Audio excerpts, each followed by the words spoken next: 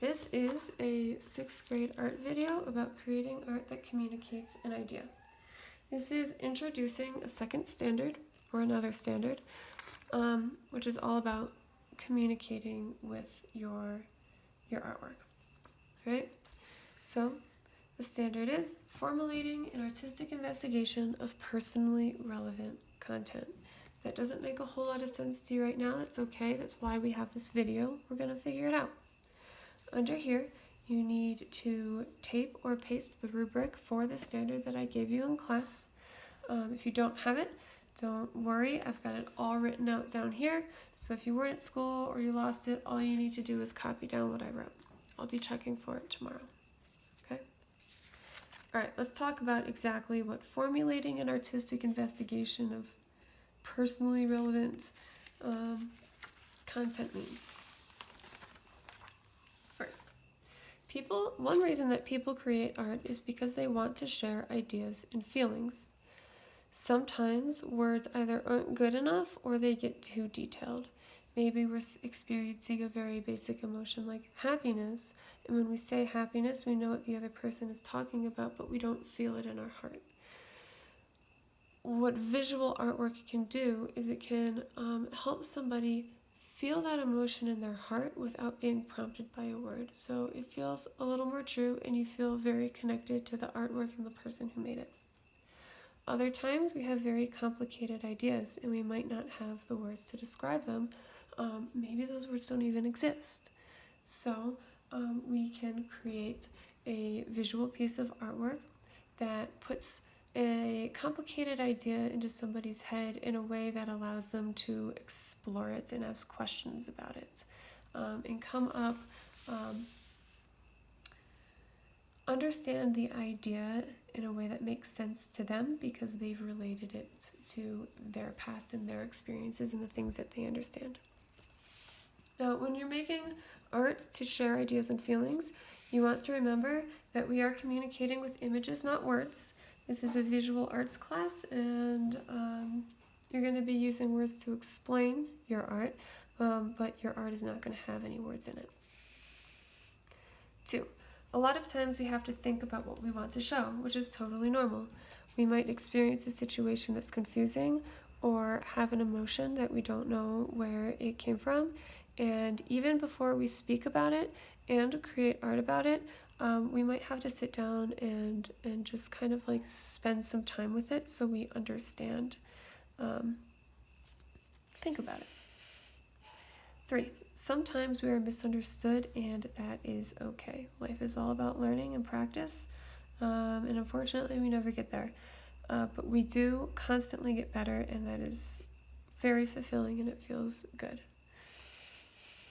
4, it is our responsibility to show our ideas in a way that people understand. We can control the way we show something or the way we say something, but we cannot control how people perceive it. So as you're creating art, you want to be watching and listening to the people who are looking at it to see if you're getting the response that you want. 5, planning our work and having conversations that are sometimes hard with other artists helps us learn how to be understood. Okay? So a lot of what you guys are going to be doing, in my class, is planning your work out on a piece of paper that looks something like this. It's just divided into parts, and we sketch things and play with ideas and talk to people about them before starting something really nice. Before I talk to you about how we're going to practice this, you have a little bit of vocabulary, only 3 words. The first one is symbol. A symbol is a mark or character that's used to represent an object, function, or process. I have some examples for you. This is a rest sign. It means that you're going to rest for 1 beat in music.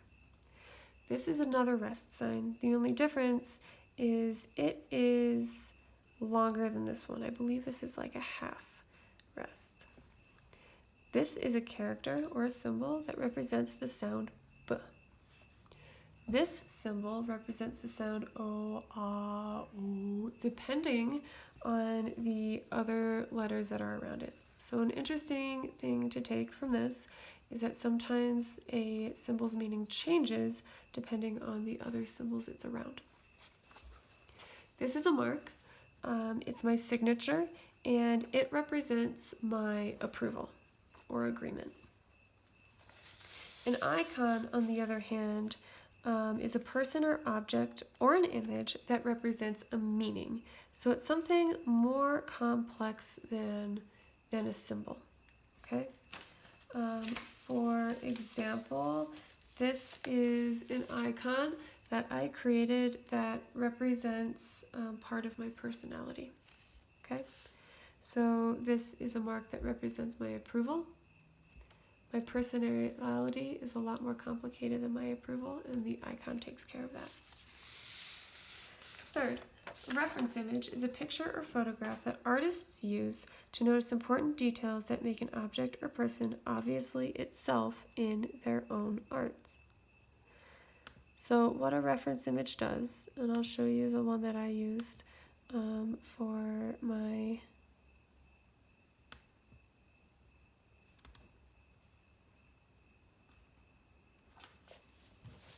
frequent flyer card, is this one.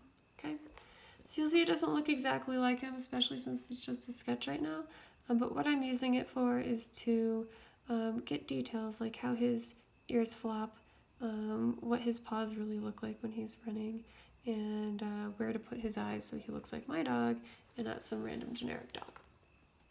Okay? So your art the goal is not to make it look exactly like the reference image, it's to use it as a resource for clues. Okay. So you guys are going to be practicing this by creating an icon to put on your frequent flyer card. This is a card that you are going to use all semester to check out tools from me, and it's going to help us track our craftsmanship and care of tools and supplies. Okay? After you practice this, we'll talk to our friends and see if we have actually communicated the meaning we were intending, and then for our unit project, you guys will create icons that represent our class rules, and the best icons will be posted. We'll be judging them based on craftsmanship and communicating a meaning. So, a level 1 is a person who can create art that copies past ideas and models. This is an example of a level 1 plan. Okay? I might really like the cool chain thing.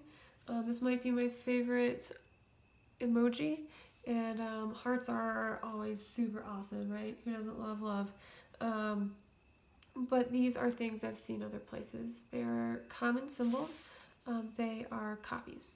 Things I've used in the past, things I've seen around and just kind of picked up. 2, I can create and plan artwork that expresses my own personal ideas. So, my own personal ideas might be represented here. Okay, it's a piece of artwork. It's the idea of my dog, of trees and Flagstaff, and of a sunny day. Okay, that would be a level 2. These are my ideas. Number 3, I can create or plan personally meaningful artwork that expresses ideas that are new to me. For example, one of our vocabulary words was icon.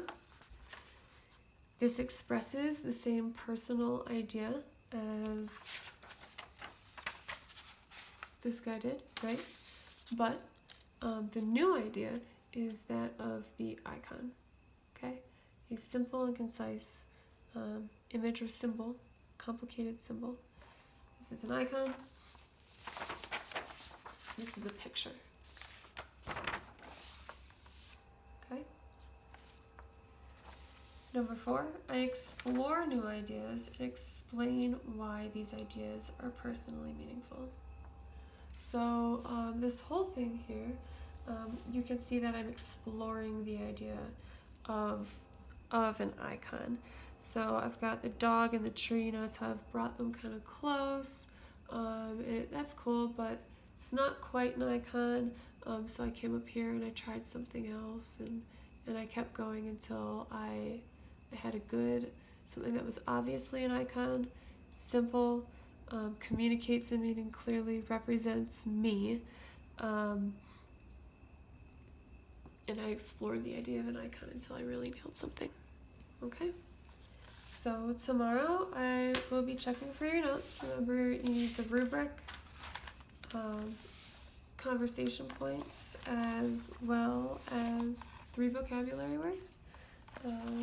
Enjoy the rest of your night, and I hope you have dreams about creating meaning in your art.